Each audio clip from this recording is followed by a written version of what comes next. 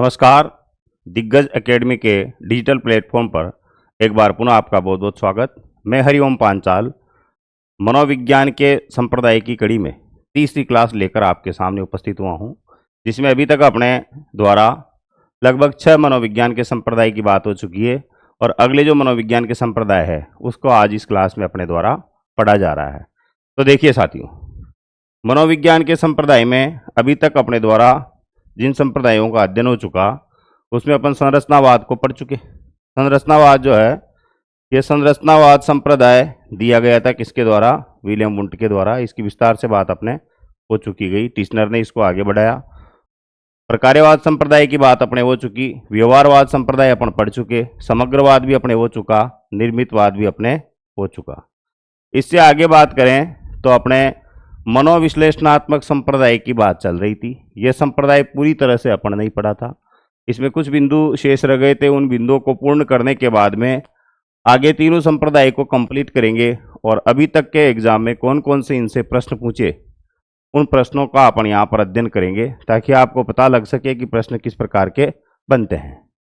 तो चलते हैं अपन मनोविश्लेषणात्मक संप्रदाय की ओर। देखिए, मनोविश्लेषणात्मक संप्रदाय में जो अभी तक अपने द्वारा पढ़ा जा चुका उसकी बात करते हुए आपको मुख्य टॉपिक से मैं जोड़ता हूँ। यहाँ लिखा हुआ है मनोविश्लेषणात्मक संप्रदाय। सीधा सीधा सा इसका जो तोड़कर अर्थ निकालते हैं उसी से ये बहुत ज़्यादा समझ में आ जाता है। इसमें मन का विश्लेषण किया गया और मन का विश्लेषण करते हुए चिकित्सा के क्षेत्र में बहुत सारे रहस्यों के बारे में सिगमंड फ्राइड के द्वारा इसको अच्छी तरह से समझाया।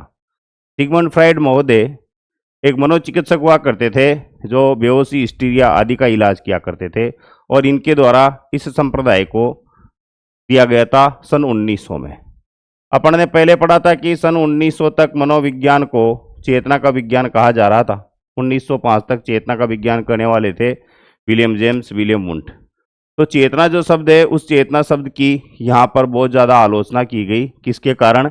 क्योंकि यहाँ पर इस सिगमंड फ्राइड के द्वारा किसके बारे में बताया गया था? मन के बारे में।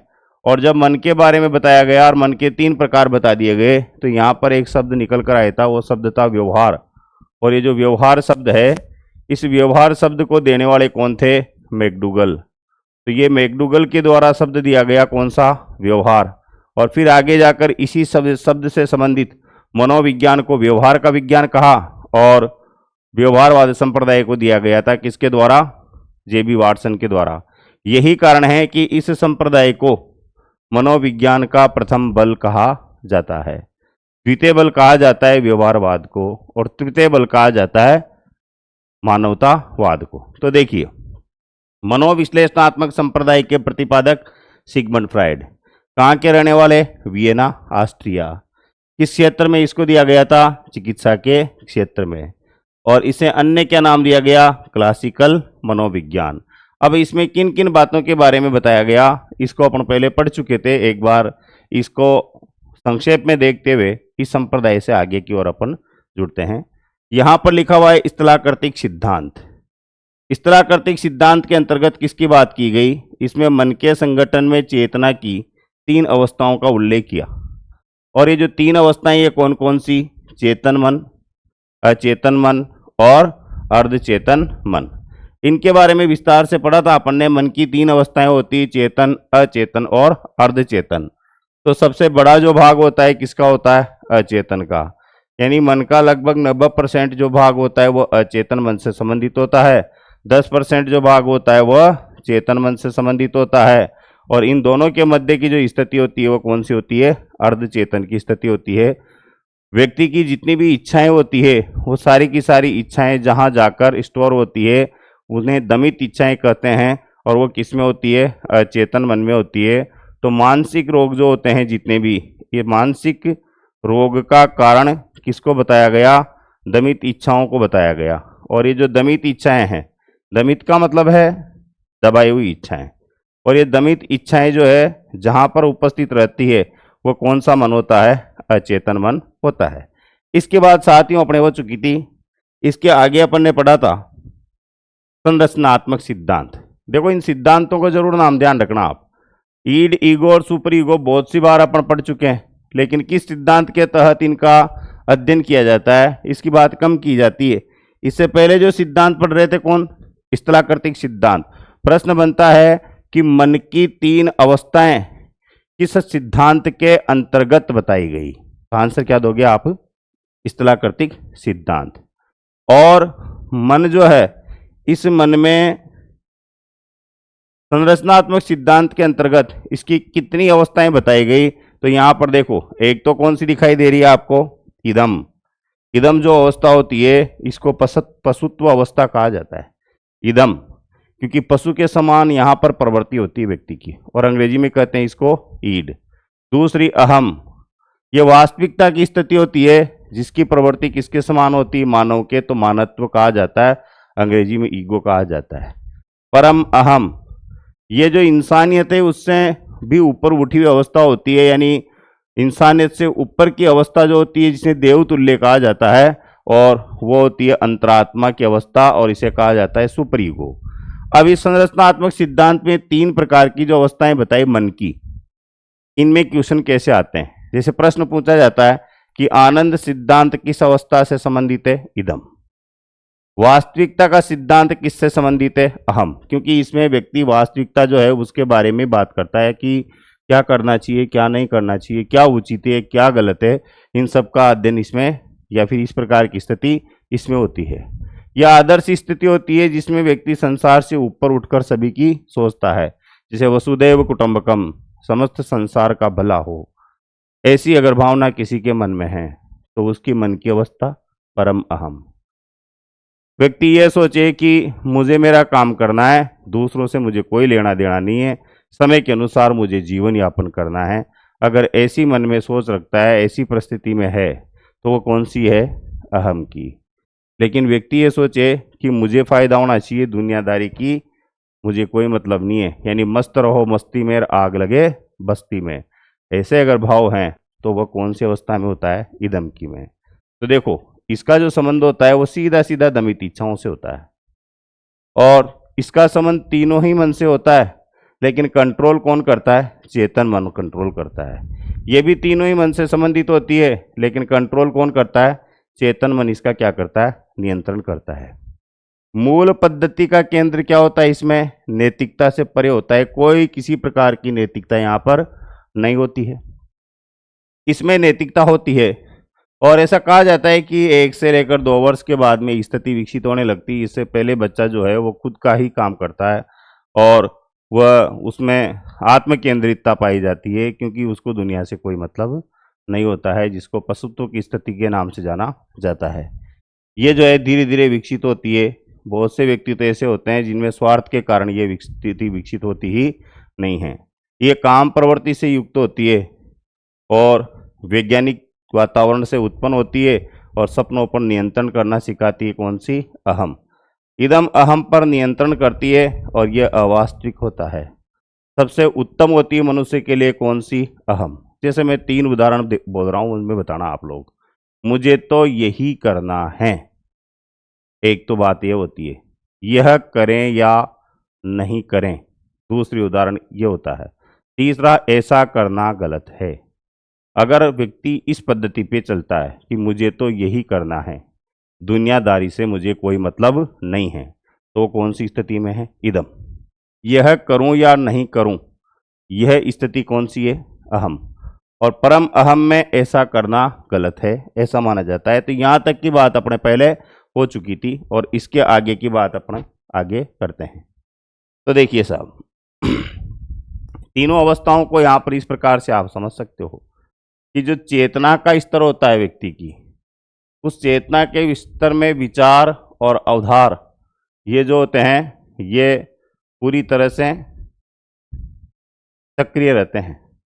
अचेतना के स्तर में जो अचेतन मन में जो समाया हुआ रहता है वो क्या रहता है? डर, असामान्य एवं इच्छाएं जो अपने मन में होती है लेकिन जिनको अपन प्रकट नहीं कर सकते, असामाजिक इच्छाएं जिनको समाज मान्यता नहीं देता है, हिंसात्मक कार्य, किसी से बदला लेने की भावना, लेकिन बदला नहीं ले सकते, तो वो कहाँ जाकर स्टोर हो जाती है?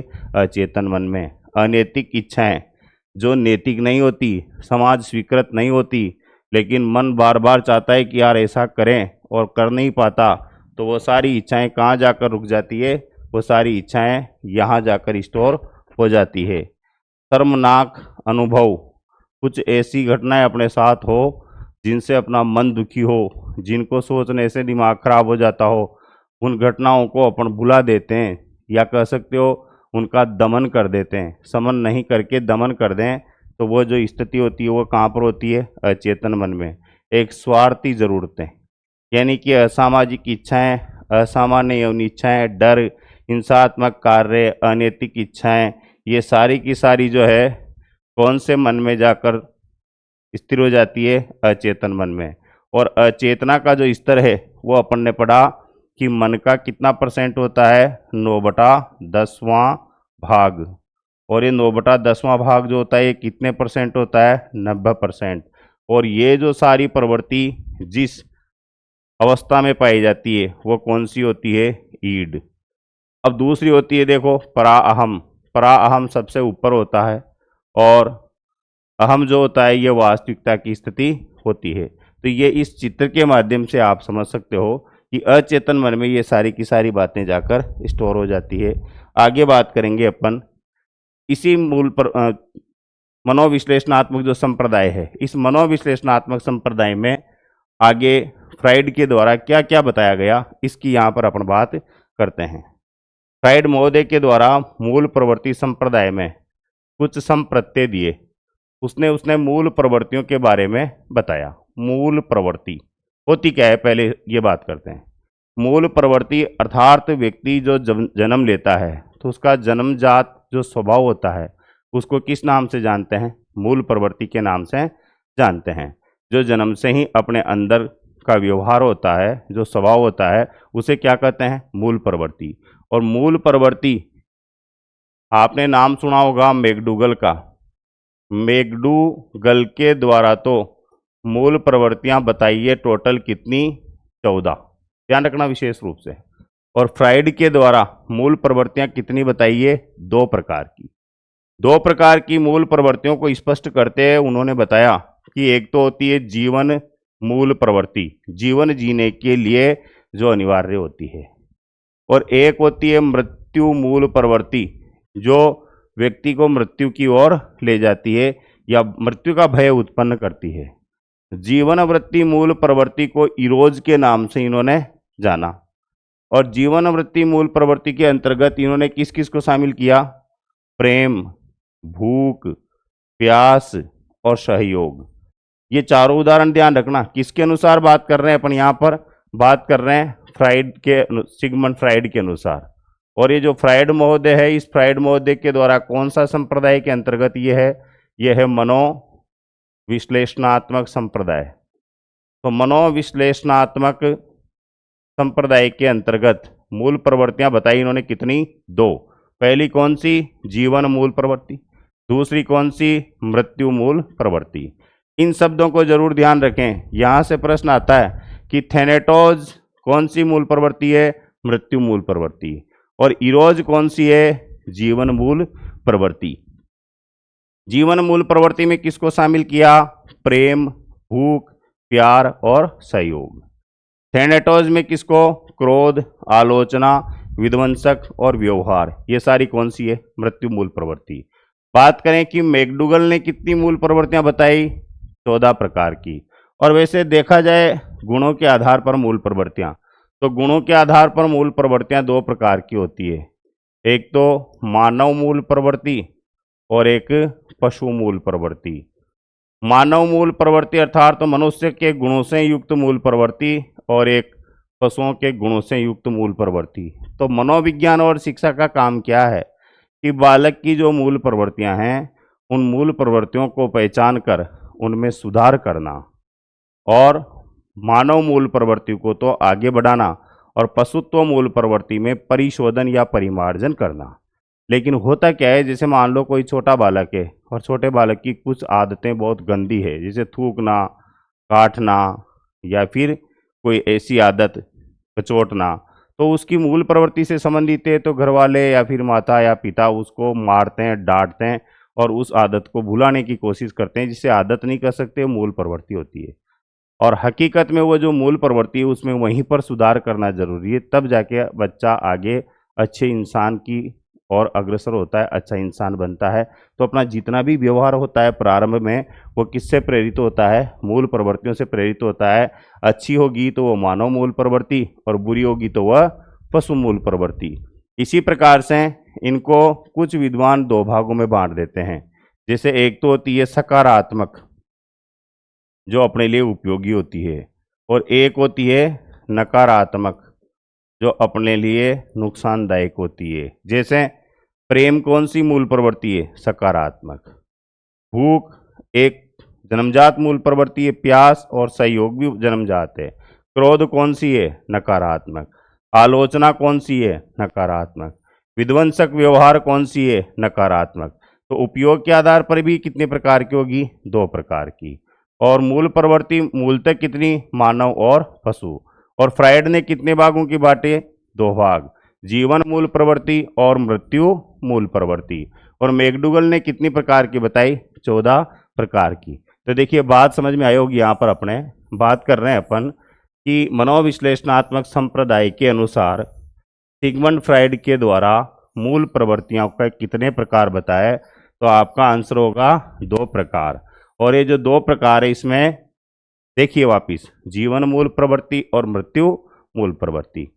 मनोविश्लेषणात्मक संप्रदाय में ही आगे चलकर कुछ तथ्यों के बारे में बात करता है, उनको अपन यहाँ पर समझते हैं। आप समझने की कोशिश करना। बहुत सी बार यहाँ से क्वेश्चन आए हैं और उन क्वेश्चन के आंसर बहुत सरल होते हैं, लेकिन दिमाग में होना चाहिए। शब्द आ जाए कि मेसोकिज्म क्या है और किस संप्रदाय से संबंधित है या किसने दिया था। शब्द क्या लिखा हुआ है? मेसोकिज्म। ये मेसोकिज्म एक तरह से मनुष्य की प्रवृत्ति होती है। इस प्रवृत्ति में मानव प्रेम के वश में होकर अपने आप को दुख देता है और उसमें भी आनंद की प्राप्ति करता है। अपने आप को दुख देगा और उसमें भी क्या आएगा? उसको मजा आएगा। जैसे मान लो किसी भी किशोर को या किसी भी व्यक्ति को किसी से प्रेम हो गया, और जब वो प्रेम होता है उस व्यक्ति से संपर्क नहीं कर पाता है या उसको प्राप्त नहीं करता है, तो अपने आप को दुख देता है, भूखा रहता है, खाता पीता नहीं है, कटिंग वटिंग नहीं कराता है, या कह सकते हो आप मजनू की तरह भिखारी बन के घूमता है और दुख पाता है। और लोगों की जो सहानुभूति होती है, उस सहानुभूति से उसको आनंद प्राप्त होने लगता है। ऐसी अगर किसी की स्थिति है तो उस स्थिति को क्या कहा जाएगा? मेसोकिज्म के नाम से जाना जाएगा। यानी दूसरे के प्रेम में वशीभूत होकर खुद को दुख देना। जिससे प्रेम किया उसकी तो शादी हो गई, परिवार बसा लिया उसने तो, लेकिन व्यक्ति जो है वो जिंदगी भरी शादी नहीं करता है और वैसे ही दुख देता पाता रहता है। तो ये कौन सी हो जाती है? मेसोकिज्म। इस मेसोकिज्म से उल्टी होती है सैडिज्म। देखो यहाँ लिखा हुआ है, मेसोकिज्म से उल्टी कौन सी होगी? सैडिज्म। सैडिज्म का मतलब है जब व्यक्ति दूसरों को कष्ट और दुख देते हुए स्वयं आनंद की प्राप्ति करे तो क्या कहलाएगा? सैडिज्म। शब्द ध्यान रखना। मेसोकिज्म किसी से प्रेम करके खुद दुख पाए और उसमें भी उसको आनंद आए, तो कौन सी? मेसोकिज्म। सैडिज्म दूसरों को तड़पाता रहे और खुद को आनंद प्राप्त होता रहे। जब ये मूल प्रवृत्ति किसी व्यक्ति में होती है ना, सैडिज्म, तो वो फिर आगे जाकर साइको किलर बनता है। आपने बहुत सारी फिल्में देखी होगी, जैसे फिल्म देखी होगी आपने मर्डर 2, मर्डर फिल्म, उसमें इसी प्रवृत्ति को दर्शाया गया है कि एक व्यक्ति होता है जो तीसरी दुनिया से होता है, तीसरे वर्ग से होता है और दुनिया से बहुत तिरस्कार झेलता है। धीरे धीरे उन सब से उसको नफरत हो जाती है और फिर वो लड़कियों को मारता है, चिल्लाती है तो उसको मज़ा आता है, उनको बांध के किसी एक कुएं में डाल देता है और उसकी से वो आनंद की प्राप्ति करता है। यही नहीं, वहाँ उनकी जो आवाज़ होती है, दुख भरी आवाज़, उसको रिकॉर्डिंग करके उसको सुन के वो आनंद का अनुभव करता है। तो उसकी कौन सी प्रवृत्ति होती है? सैडिज्म प्रवृत्ति होती है। यानी बहुत सी छोटी छोटी प्रवृत्तियां आप इसमें देख सकते हो। जैसे कुछ व्यक्ति ऐसे होते हैं जो मक्खी और मच्छर को पकड़ लेते हैं और उनको परेशान करते हैं, तो उसको उसमें भी आनंद आता है। वो प्रवृत्ति भी कौन सी होती है? सैडिज्म होती है। ये धीरे धीरे व्यक्ति में दिखाई देती है। एक यहाँ पर लिखा हुआ है देखो, ओडिप्स, ओडिपस और एक इलेक्ट्रा। ओडिपस और इलेक्ट्रा ये क्या होती है? एक ग्रंथियां होती है। और सिगमंड फ्राइड के द्वारा एक सिद्धांत दिया गया था, मनोलैंगिक सिद्धांत। उस मनोलैंगिक सिद्धांत में उन्होंने ये बताया कि जो बालक होते हैं उन बालकों में पहली अवस्था होती है उसको मुख्य अवस्था कहा जाता है, दूसरी गुदीय अवस्था कहा जाता है, तीसरी सुषुप्त अवस्था के नाम से जाना जाता है, चौथी उत्तरलैंगिक अवस्था होती है। उसमें इन दो ग्रंथियों का यहाँ पर निर्माण होता है और ये दोनों ग्रंथियाँ बालकों में और बालिकाओं में पाई जाती है। तो ओडिपस ग्रंथि जो होती है ये ओडिपस ग्रंथि पाई जाती है किसमें? बालकों में। और बालक जो होता है इस ओडिपस ग्रंथि के कारण अपनी जो माता होती है इस माता से तो क्या करता है? प्रेम करता है। और पिता से क्या रखता है? विदेह रखता है। पिता से क्या रखता है? विदेह। यानी कि माता से प्रेम और पिता से विदेह। विदेह का मतलब यह नहीं होता है कि दुश्मनी रखता हो, लेकिन माता की तरफ बालक का झुकाव ज्यादा होता है। किस ग्रंथि के कारण? ओडिपस ग्रंथि के कारण। इलेक्ट्रा ग्रंथि जो होती है वो किस में पाई जाती है? ये बालिकाओं में पाई जाती है।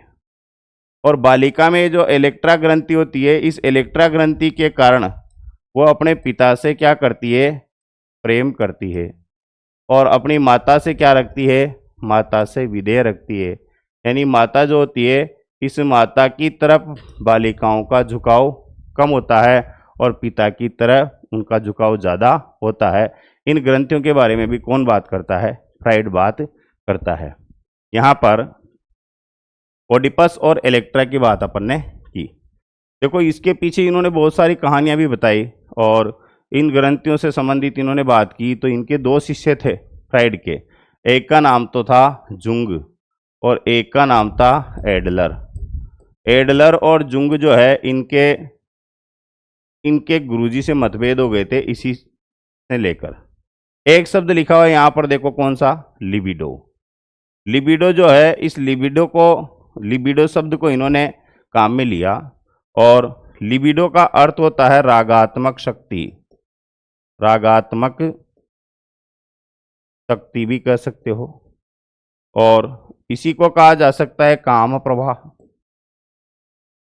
काम प्रवाह के नाम से भी इसको जाना जाता है और इसी को नाम दिया इन्होंने जीवन ऊर्जा। इनका एक सिद्धांत आगे जाकर पढ़ेंगे अपन। उस सिद्धांत में सारे जो शब्द हैं काम में आएगा। लिबिडो यानी व्यक्ति जहाँ तक संतुष्ट और समायोजित रहेगा, जहाँ तक उसका लिबिडो जो है वो संतुष्ट रहता है, अर्थात उसके लिबिडो के मार्ग में रागात्मक शक्ति, काम प्रवाह, काम प्रवृत्ति या जीवन ऊर्जा के मार्ग में कोई अवरोध उत्पन्न नहीं होता है, वहाँ तक व्यक्ति क्या रहता है? पूरी तरह से समायोजित रहता है। लेकिन जैसे ही उसके मार्ग में अवरोध उत्पन्न होता है तो लिबिडो जो है प्रभावित होता है और वह कुसमायोजित हो जाता है। और लिबिडो का केंद्र इन्होंने प्रत्येक अवस्था में अलग अलग अंग को बताया। ये आगे जाकर अपन विशेष रूप से पढ़ेंगे। यहाँ दे रखा है देखो शेषव कामुकता, अर्थात फ्राइड के द्वारा यह कहा गया कि जो शेषवावस्था होती है इस शेषवावस्था में भी काम भावना होती है और उसे क्या कहते हैं? शेषव कामुकता कहते हैं। बाल्यावस्था जो होती है इस बाल्यावस्था में काम भावना न्यून होती है या न्यूनतम होती है, लेकिन वापिस जो किशोरावस्था आती है इस किशोरावस्था में काम भावना पूरे प्रबल और पूरे वेग से दिखाई देती है। तो यहाँ पर प्रश्न पूछा गया था एक बार कि कौन सी अवस्था में काम भावना या कामुकता नहीं होती है? तो आंसर क्या होगा? बाल्यावस्था। और फ्राइड सीधे सीधे कहते हैं कि शिशु में जो काम वासना होती है उसको क्या कहा जाता है? शेषव कामुकता के नाम से जाना जाता है।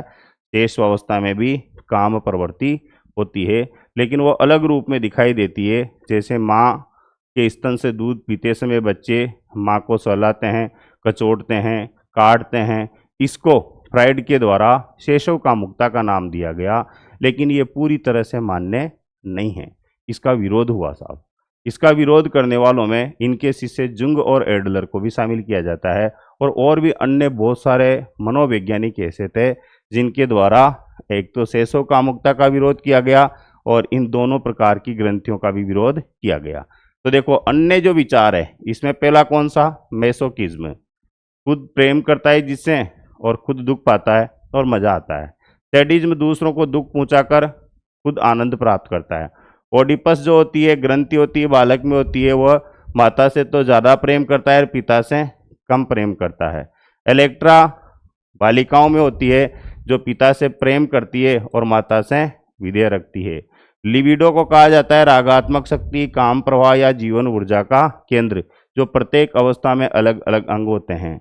और बच्चों में क्या पाई जाती है? शैशव कामुकता।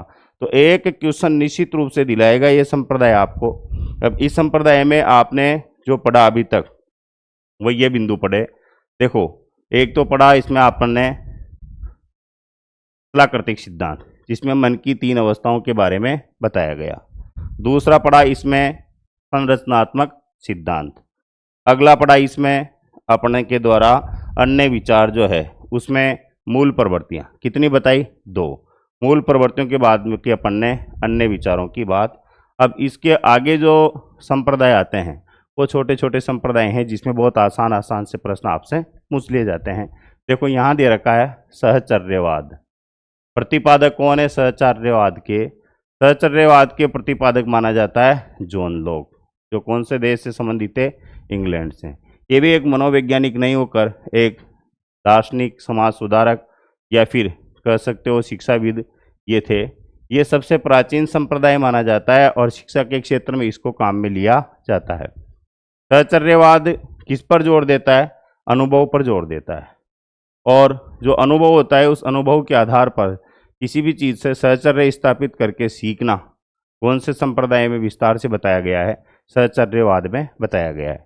इनका एक कोटेशन बहुत सी बार प्रश्न में पूछा गया है।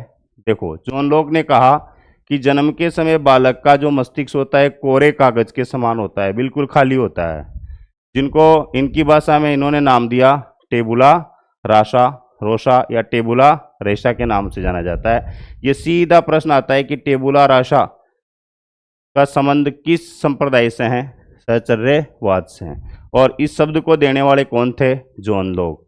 इसे कोरे कागज या खाली स्लेट के समान बताया, अर्थात इन्होंने ये शब्द कहा कि जो बच्चा होता है, जन्मजात शिशु, इसका मस्तिष्क जो होता है ये बिल्कुल किसके समान होता है? कोरे कागज के समान। और इसमें ये क्या लिखता है? अनुभव लिखता है। और ये जो अनुभव है इसके, ये अनुभव इसको किससे प्राप्त होते हैं? सहचर्य से प्राप्त होते हैं। यानी छोटे बच्चे के सामने जो वातावरण है, जैसा वातावरण होगा उसी प्रकार के वातावरण के अकॉर्डिंग बच्चा अपना व्यवहार करता है और उस व्यवहार से धीरे धीरे वो सीखता जाता है। तो बहुत साधारण क्वेश्चन बनेंगे। सहचर्यवाद के जनक कौन थे? John Locke. किस पर जोर देते हैं? अनुभव पर जोर देते हैं। मस्तिष्क को किसकी संज्ञा दी? टेबुला राशा या कोरे कागज या खाली स्लेट की संज्ञा दी। इसीलिए तो कहा जाता है कि छोटे बच्चे के सामने जो व्यवहार करोगे आप, वो उसके दिमाग में फीड होता जाता है, क्योंकि बच्चा अनुकरण के द्वारा सीखता है। इसलिए बच्चे के सामने उपयुक्त वातावरण होना चाहिए, अच्छा व्यवहार करना चाहिए, अच्छी शिक्षा देनी चाहिए, ताकि उसके दिमाग में वह लिखती जाए। 3 साल तक या 5 साल तक बच्चा लगभग सारी चीज़ें दिमाग में स्कैन कर लेता है और फिर उसके आधार पर ही आगे का जीवन जीता है। आगे का संप्रदाय देखिए साहब, प्रेरकीय संप्रदाय। प्रेरकीय संप्रदाय किसके द्वारा दिया गया? प्रेरकीय संप्रदाय दिया गया था विलियम मैकडूगल के द्वारा। यह वही विलियम मैकडूगल है। ये भी कहाँ के रहने वाले हैं? इंग्लैंड के रहने वाले हैं। इसी विलियम मैकडूगल के द्वारा शब्द दिया गया था कौन सा? व्यवहार। इनका नाम पहले आ चुका है अपने अध्ययन बिंदु में। व्यवहार शब्द के प्रतिपादक कौन थे? William McDougall. और इसी विलियम मैकडूगल के द्वारा सर्वप्रथम चेतना के मनोविज्ञान का क्या किया गया था? विरोध किया गया था। अब देखो, प्रेरकीय संप्रदाय को अन्य नाम देते हैं हार्मिक मनोविज्ञान। शब्द जो है हार्मिक शब्द बना किससे? हार्ले से। और हार्ले का अर्थ क्या होता है? आवेग, प्रवृत्ति या प्रेरणा। हार्ले या हार्मिक मनोविज्ञान के प्रतिपादक कौन थे? मैकडूगल। मैंने अभी बताया था आपको, इन्होंने किसका विरोध किया था? चेतना का विज्ञान विरोध किया था। और कौन सी किताब में? Outline of psychology. ये पुस्तक बहुत सारे मनोवैज्ञानिकों के द्वारा लिखी गई है, लेकिन इनके द्वारा लिखी गई पुस्तक में चेतना विज्ञान का इन्होंने भरसक विरोध किया था। मनुष्य को जन्मजात प्रेरक की संज्ञा दी थी इनके द्वारा, और इनके द्वारा कितनी मूल प्रवृत्तियां बताई गई? 14 मूल प्रवृत्तियां इनके द्वारा बताई गई थी। तो देखो, प्रेरकीय संप्रदाय को देने वाले मैकडूगल, मूल प्रवृत्तियां कितनी बताई इन्होंने? 14। और फ्राइड के द्वारा मूल प्रवृत्तियां कितनी बताई गई? 2, जीवन व्रत और मृत्यु व्रत। अब 14 मूल प्रवृत्तियों में से क्वेश्चन आते हैं, आगे जाकर आपके सिलेबस में इसको शामिल किया जाएगा। 14 मूल प्रवृत्तियां कौन कौन सी? देखो, रटने की आवश्यकता नहीं है, केवल आपको समझना है कि कौन सी मूल प्रवृत्ति से कौन सा भाव उत्पन्न होता है। मूल प्रवृत्ति का मतलब होता है जन्मजात आदत। मूल प्रवृत्तियों का जो संबंध होता है वो कहां से होता है, पहले इसको समझना। ये मनुष्य है जी, इस मनुष्य में यहां पर होता है हृदय, जिसको अपन दिल बोलते हैं। इस हृदय से जो निकलती है उसे क्या बोलते हैं? संवेग बोलते हैं। और ये जो संवेग है, ये संवेग को ही क्या बोलते हैं अपन? इमोशन बोलते हैं। और ये जो संवेग है, इन संवेग का संबंध किससे होता है? मूल प्रवृत्ति से होता है। और मूल प्रवृत्ति जैसी होगी वैसा ही क्या उत्पन्न होगा? संवेग। और इस संवेग के आधार पर और इस मूल प्रवृत्ति के आधार पर ही व्यक्ति क्या करता है? व्यक्ति अपना व्यवहार करता है। तो व्यक्ति का जो व्यवहार होता है वो बहुत हद तक किससे जुड़ा हुआ है? मूल प्रवृत्ति से और संवेग से जुड़ा हुआ है। तो यहाँ पर अपने प्रश्न बनेगा तो यही बनेगा कि कौन सी मूल प्रवृत्ति से कौन सा संवेग उत्पन्न होता है, ये प्रश्न बनता है। तो आपको इधर वाले जोड़े याद करने, इनको रटने की आवश्यकता नहीं है। क्वेश्चन बहुत सी बार आया है और बहुत सी बार आगे भी पूछा जाएगा। तो देखिए साहब, मूल प्रवृत्तियों की बात अपन यहाँ पर करते हैं विस्तार से। मूल प्रवृत्ति जो जन्मजात होती है, जिसको अलग अलग भागों में बांटा जाता है, मेरे साथ साथ आप लोग इसको बोलना। प्लायन, प्लायन का मतलब होता है भागना। और व्यक्ति भगता कब है? जब उसको डर लगता है। और अर्थात संवेग कौन सा हुआ? डर। मूल प्रवृत्ति कौन सी हुई? प्लायन। और इसके कारण उत्पन्न संवेग हो गया डर। युत्सा, युत्सा का मतलब होता है युद्ध करने की इच्छा। अब युद्ध करने की इच्छा कब होगी आपके मन में? जब आपको गुस्सा आएगा। और गुस्से को क्या बोलते हैं? क्रोध। अर्थात युत्सा का संबंध किससे है? क्रोध से। इसका उत्पन्न होता है। पलायन के कारण क्या उत्पन्न होता है? भय। प्रतिकर्ष, प्रतिकृष अर्थात निवृत्ति, जिसको बोल सकते हो आप, निवृत्ति भी इसे कह सकते हैं। निवृत्ति लिख सकते हो आप, यहाँ पर यह शब्द आ जाता है। और निवृत्ति यानी किसी से निपट लेंगे साहब, देख कहते हैं ना अपन कि देख लूंगा तेरे को तो मैं बाद में। और उस व्यक्ति से अपने को क्या हो जाती है? घृणा। ये निवृत्ति से क्या उत्पन्न होगी? घृणा। जिज्ञासा, जिज्ञासा से क्या उत्पन्न होता है? आश्चर्य। जैसे किसी चीज के बारे में आपको जानना हो, जिज्ञासा हो आपके अंदर, तो उससे आपकी आश्चर्य बढ़ता जाएगा। तो जिज्ञासा का संबंध किससे है? आश्चर्य से। वात्सल्य या स्नेह या पुत्र प्राप्ति की कामना भी कह सकते हो, इसे आप शिशु रक्षा भी कहा जा सकता है। और इसमें लिख सकते हो आप पुत्र प्राप्ति की कामना। ये एक तरह से मूल प्रवृत्ति होती है। और पुत्र प्राप्ति की कामना से जो संवेग उत्पन्न होंगे उसे क्या कहेंगे? वात्सल्य। से पति पत्नी का प्रेम प्रणय, माता पिता का संतान के प्रति प्रेम क्या कहलाता है? वात्सल्य। शरणागति, आप जब किसी के शरण में जाते हो तो ऐसे कोई शरण में नहीं जाता साहब। शरण में तभी जाएगा जब व्यक्ति को दुख होता है, कष्ट होता है। यानी अधिकांश व्यक्ति मंदिर मस्जिद गिरजाघर तभी जाते हैं जब उनके दुख या कष्ट होता है। किसी बड़ी व्यक्ति के शरण में भी तभी जाते हैं। रचनात्मकता का भाव जो है उससे क्या उत्पन्न होती है? सृजनात्मकता। संचय प्रवृत्ति, इकट्ठा करने की प्रवृत्ति, उसके कारण स्वामित्व की भावना उत्पन्न होती है। और स्वामित्व से आगे जाकर क्या उत्पन्न हो जाता है? स्वार्थ उत्पन्न हो जाता है। बच्चों में ये जो भावना आती है खिलौनों से लेकर आती है। जब बच्चे खिलौने इकट्ठे करने लग जाए, ऐसा कहने लग जाए ये मेरी चीज़ है, ये मेरी वस्तु है, और उसको अपने पास रखने लग जाए, तो वो जो स्थिति होती है वो कौन सी होती है? स्वामित्व की भावना होती है। सामूहिक यानी व्यक्ति समूह में क्यों रहता है? क्योंकि अकेलेपन से वो बचना चाहता है। एकांत से बचाव का भाव, अकेलापन कोई महसूस नहीं करता है। अकेलापन दो प्रकार का होता है। एक तो निर्वसन होता है और एक एकांत होता है। एकांत व्यक्ति खुद अगर पसंद करे तो वह प्रोग्रेस की ओर जाता है। जैसे आप लोग तैयारी कर रहे हो और तैयारी करने के लिए आपको एकांत की आवश्यकता होती है। एकांत पाने के लिए आप लाइब्रेरी जाते हो, अपना घर छोड़कर शहर में जाते हो, तो वो एकांत है, वो अकेलापन नहीं है। अकेलापन का मतलब है कि अपने रिश्तेदार होते हुए भी अपने से बात ही नहीं करे, कोई बोले ही नहीं, तो व्यक्ति फिर अपने में घुटने लगता है। तो वो मूल प्रवृत्ति जो है ना, वो मूल प्रवृत्ति होती है अकेलापन, और इसीलिए व्यक्ति किस में रहता है? समूह में रहता है।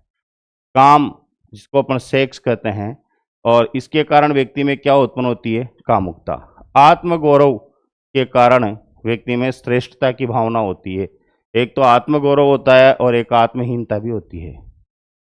आत्महीनता को बोला जाता है दैन्य, यानी अपने आप को गरीब समझना, और अपने आप को गरीब समझने के कारण व्यक्ति के मन में क्या आती है?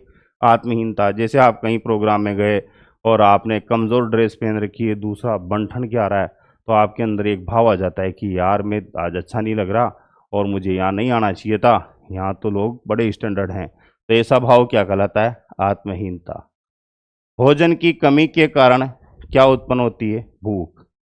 और मनोरंजन के कारण तामोद, गलत लिखा हुआ है यहाँ पर, इसको कहा जा सकता है आमोद। हास, हास यानी आमोद प्रमोद। आमोद प्रमोद का मतलब दूसरों से अजीब मजाक करने की इच्छा। तो यहाँ से प्रश्न इधर वाली दे देंगे और फिर इससे इसको सम्मिलित करवाएंगे। तो ये सारी चीज़ें आपको एक दूसरे के जोड़े के रूप में याद होना अनिवार्य है। तो देखो यहाँ पर इसका स्क्रीनशॉट भी आप लोगे और इसमें आपको विस्तार से इनको याद भी रखना है। 14 कौन सी है कौन सी नहीं है उससे अपने को कोई मतलब नहीं है। देखो पहले दे रखी है आपके कौन सी? प्लाइन। बोलिए प्लाइन के कारण क्या उत्पन्न होगा? भय। दूसरी दे रखी है आपके युत्सा। युत्सा के कारण क्रोध। तीसरी दे रखी है आपके निवृत्ति या प्रतिकर्षण, इसके कारण घृणा। चौथी दे रखी है आपके जिज्ञासा, जिज्ञासा के कारण आश्रय। तीसरी दे रखी है शिशु रक्षा या पुत्र प्राप्ति, इसके कारण वात्सल्य। शरणागति के कारण दुख। रचनात्मकता के कारण सृजनात्मकता। संचय प्रवृत्ति के कारण स्वामित्व की भावना। सामूहिकता के कारण एकांत से बचाव का भाव, या फिर सामूहिकता के कारण क्या दे रखा है? अकेलापन। काम के कारण काम इच्छा। दैन्यहीनता की भावना के कारण आत्महीनता। भोजन की कमी के कारण भूख, और हास के कारण आमोद या प्रमोद। तो ये कितनी मूल प्रवृत्ति बताई? 14। इनमें से आगे भी क्वेश्चन पूछे गए हैं और भी क्वेश्चन आपके पूछे जाने की पूरी पूरी संभावना रहती है। आगे देखिए साहब, अगले संप्रदाय की बात करें। ये जो संप्रदाय पढ़ रहे थे अभी अपन, ये कौन सा संप्रदाय था?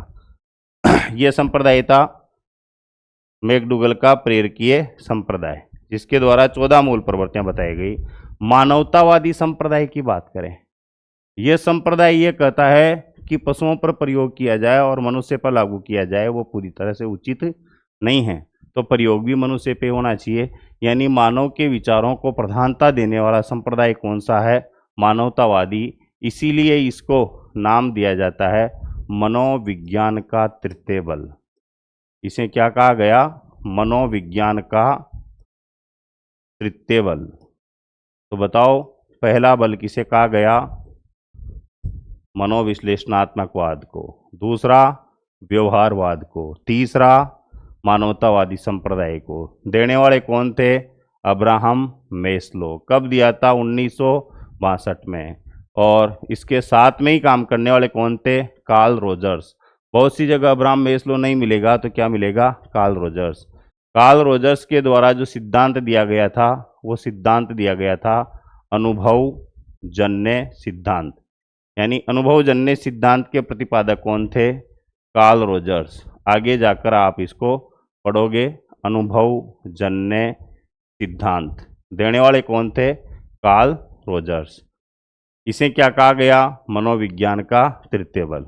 इसी को मांगवाद कहा, क्योंकि इस मेस्लो के द्वारा जीवन को जीने के लिए 40 मांग को बताया।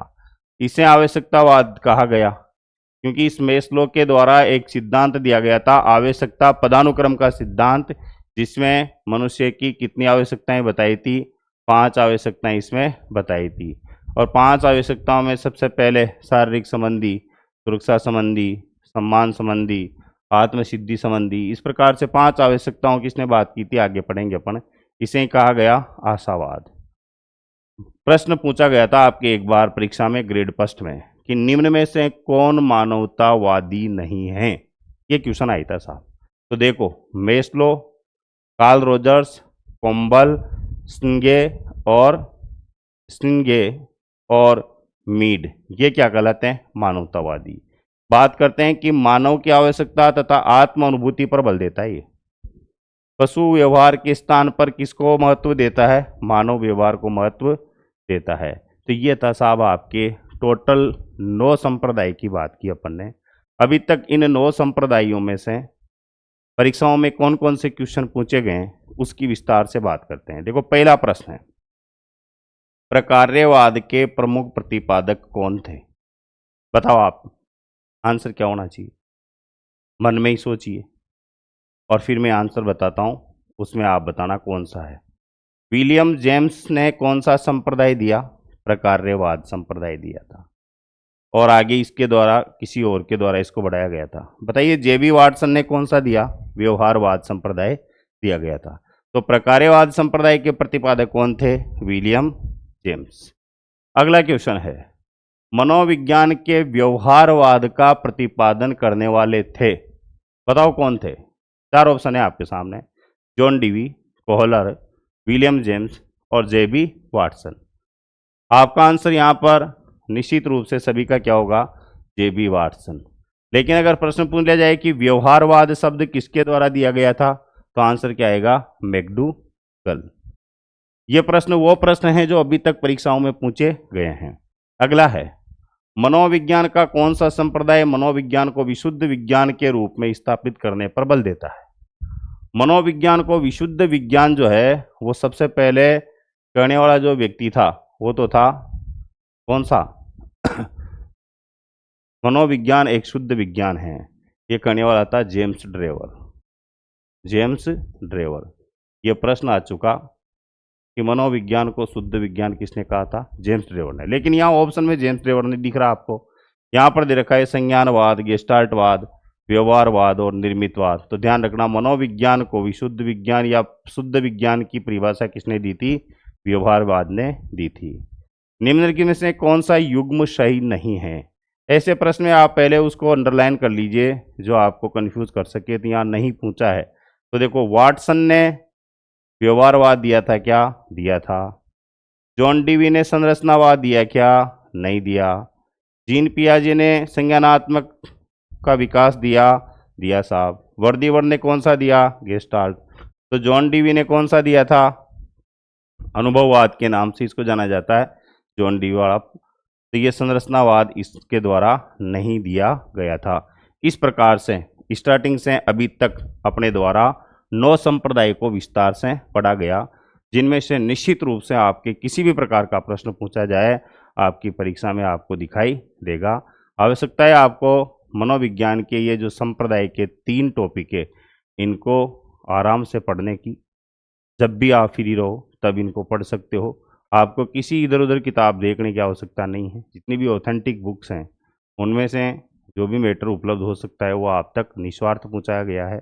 और मैं उम्मीद करता हूं कि ये निस्वार्थ मैटर जो हैं, ये निस्वार्थ मैटर आपको अपने लक्ष्य तक पहुंचाने में बहुत अधिक सहायता करेगा। तो मैं हरिओम पांचाल निस्वार्थ रूप से आपको अपने लक्ष्य तक पहुंचाने के लिए इसी प्रकार से मनोविज्ञान के टॉपिक समय समय पर आप तक उपलब्ध करवाता रहूँगा। आवश्यकता है आपको इनको पढ़ने की, आवश्यकता है इस ज्ञान को बांटने की।